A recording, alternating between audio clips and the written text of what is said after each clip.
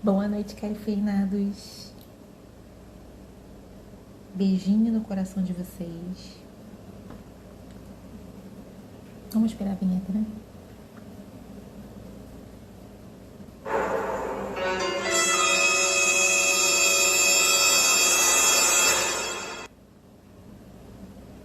O assunto de hoje é neurastenia e suicídio. Então, em 1888, né, Charcot, que era um médico psiquiatra, ele foi um dos mentores de Freud e de Bird, né? Esse é George Bird, gente, um neurologista muito famoso francês, que descobriu na época da Revolução Industrial uma patologia que estava ocorrendo com os trabalhadores da época e estava influenciando na saúde das pessoas, em todos os fatos do corpo. E isso estava deixando ele preocupado, né? E nada mais, nada menos que quem vai questionar? Titio Freud. Titio Freud vai questionar essa teoria, porque ele ficou com ciúme do Charcot, porque teriam parado de se falar. Essa que é a realidade, né? Freud, então, vai questionar que a neurastenia teria como causa principal fatores sexualmente existentes, como em toda a teoria dele, né? Ele tem aí um quê de frustração, enfim. E ele vai questionar também que nesse julgamento dele, né, ele vai se posicionar falando do fator sexual, que ele não teria experiência suficiente com relação a isso, alegando que ele estaria sendo precipitado, falando sobre Bird, né, sabendo que ele exauriu todos os tipos de estudo etiológico, né. Então, importa salientar também, né, na qualificação dessa doença, que ela é um desequilíbrio do sistema nervoso central. E como desequilíbrio, ela participa da CID-10, né? Ela não faz parte do manual de especificidades de doenças de perturbação mental, mas ela é uma CID-10. Portanto, ela é tratada como uma condição. Veja bem, segundo o raciocínio, Bernstein vem falando sobre esse assunto, já completando um artigo de suicídio. Porque um dos causadores de suicídio seria, assim como Bird, a neurastenia. Porque ela é uma doença de caráter nervoso, né, central, então ela não deixa de ser uma espécie de neurose.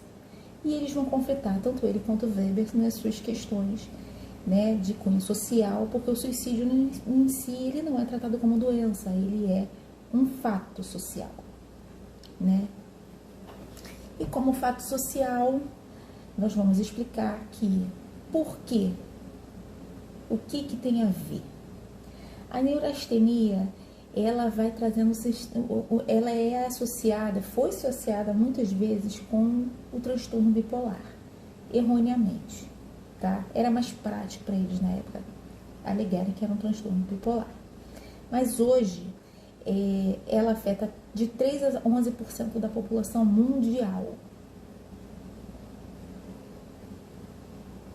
Aliás, mundial não, 3 a 11% da população mundial. Sendo que de 3 a 11%, um grande percentual está localizado no norte da América, né? Na América do Norte e na Ásia, né? São os lugares que mais têm prevalência. E aí vale ressaltar, né, que não são apenas suposições, né? A neurastenia ela tem crescido muito com o passar do tempo.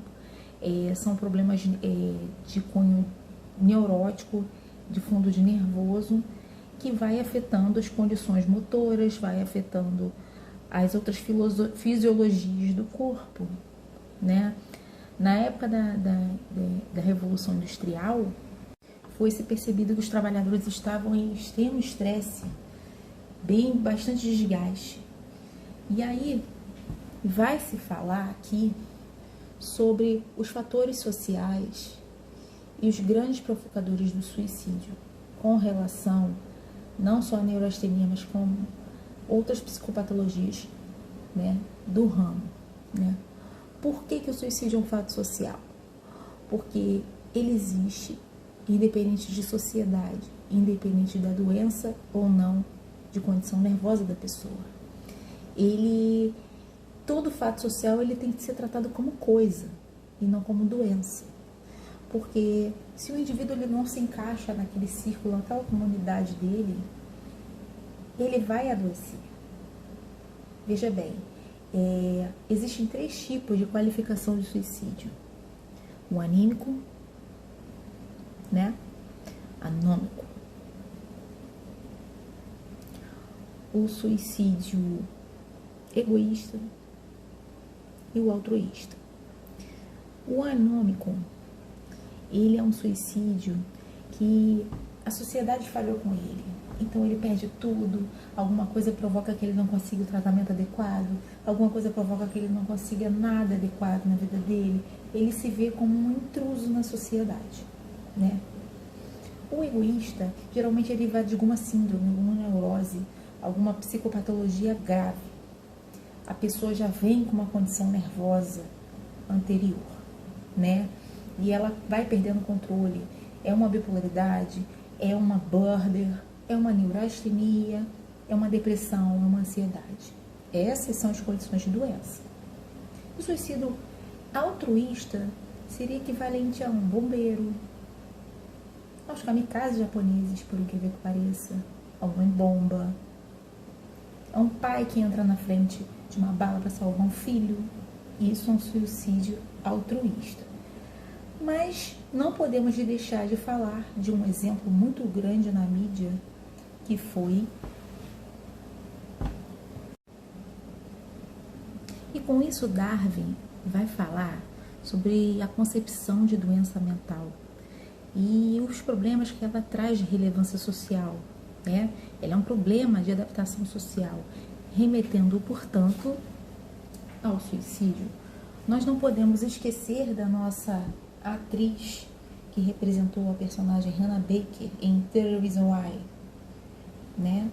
Ela retrata no último aspecto do motivo de suicídio fatalista, que é muito pouco falado, sobre a situação de bullying, situações que estão alheias, que fazem o indivíduo se sentir uma marionete na sociedade, e isso de uma forma otimista e ultrajante, de uma forma que ninguém está acostumado. E Durkheim vem seguindo a linha para falar sobre o suicídio de alienistas da época como Tussaud e Moreau, que por acaso foi um dos estudadores sobre os efeitos da maconha, diga-se de passagem, em testes que evoluíram para as dadas repercussões de aspectos de que é grotesco, de delícias eróticas, enfim. Todos eles tinham um quê de análise da intimidade humana, né? Do que é mais íntimo. Mas é importante salientar que o suicídio, ele é um ato de desespero, seja ele de forma positiva ou negativa, seja ele provocado por uma coisa de excesso ou de falta. A gente tem que ter isso em mente, tá? O suicídio não é uma coisa assim... A pessoa pode muito bem pensar em se matar a vida inteira e não fazer, por uma questão neurológica, uma questão de patologia, algum tipo de apatia já antecedente ao ato. O ato do suicídio é um ato otimista, tá? É uma coisa de última instância, né?